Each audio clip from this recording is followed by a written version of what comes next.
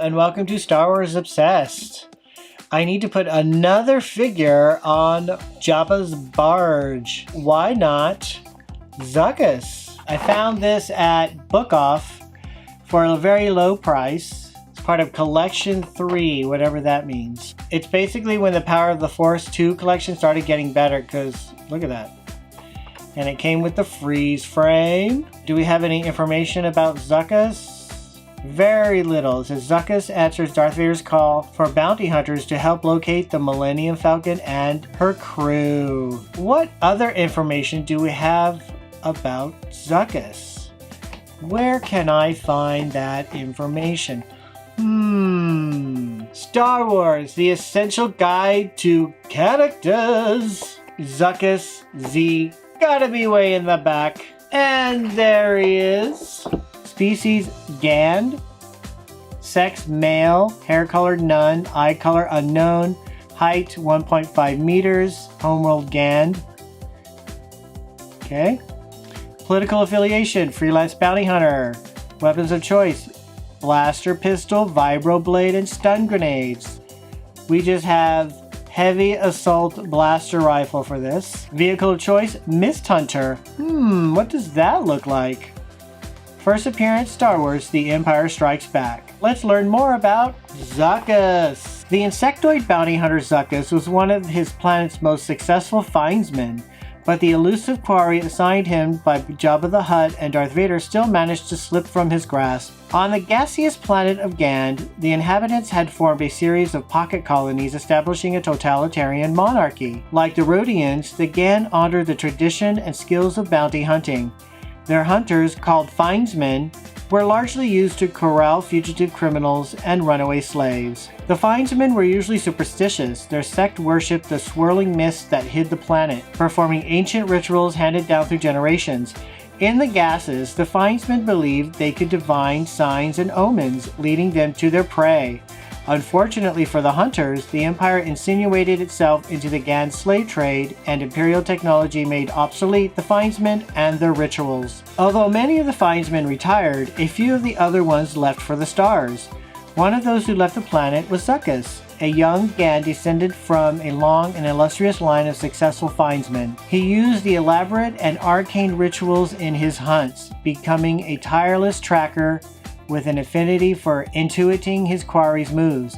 He was called the Uncanny One. Off-planet, Zuckuss was forced to wear a special breathing apparatus that protected him from harmful oxygen and provided supplemental gases necessary to his species. He adopted battle armor under his heavy cloak and hung a computer and sensor array on straps around his neck. He dared any terrain or environment in pursuit of his prey. Zuckuss was eventually hired by the Tatooine crime lord Jabba the Hutt. Although he worked solo on several missions, it was when Jabba paired him with a brilliant rogue protocol droid, 4-LOM, that Zuckuss found the missing piece to his hunting procedure. Zuckuss's intuition and ability to outguess his opponents worked perfectly in combination with 4-LOM's analytical skills. For a time, they were two of Jabba's favorite hunters. A year after the destruction of the Empire's first Death Star, Jabba sent 4-LOM and Zuckuss as non-official emissaries to Darth Vader's Super Star Destroyer Executor. The Dark Lord of the Sith had sent out a call for bounty hunters to find Han Solo and the Millennium Falcon. Zuckuss and 4-LOM saw that their competition would be fierce. The four other bounty hunters were Boba Fett, Dengar, IG-88, and Bosk.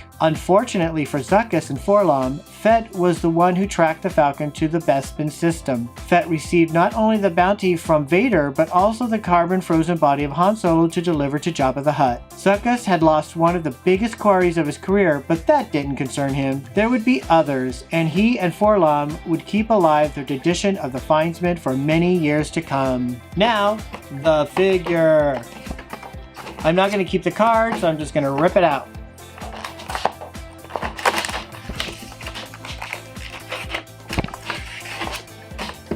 And that's it.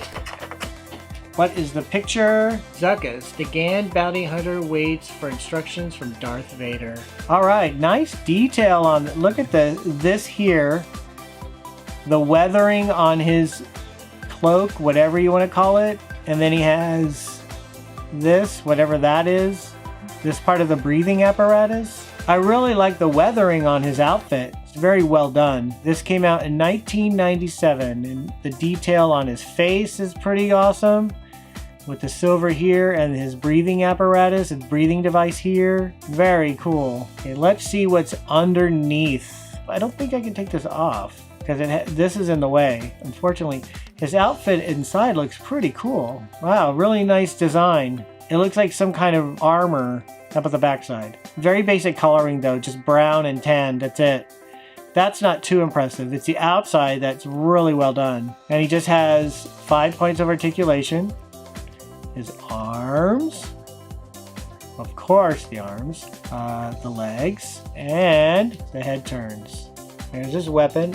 It's just basic black, no real color detail on the weapon. Very similar to the vintage version. That being said, let's compare this to the vintage Zuckuss.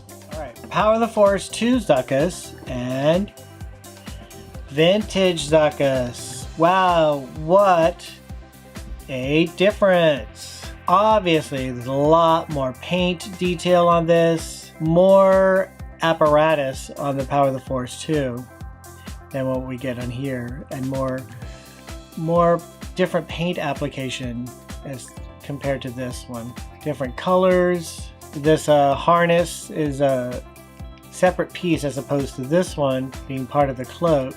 This one you can totally remove the cloak, but the outfit underneath is very different. Let's see.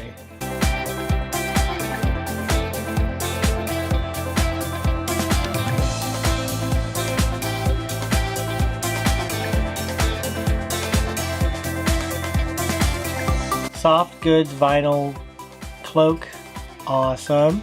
But then it's basically just the one color, really no detail underneath.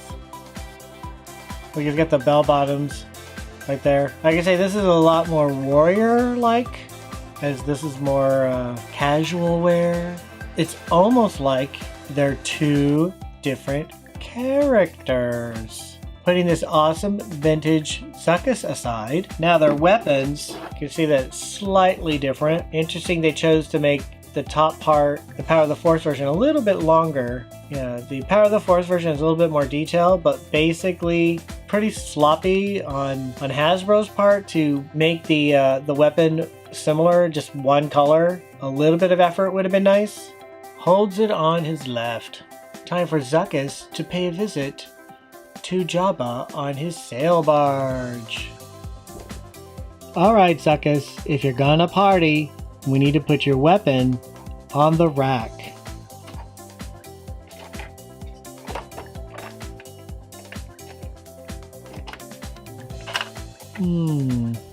Let's just put it on. Just put it on the counter right there. Let's party with this dude. Woohoo! Where's my drink?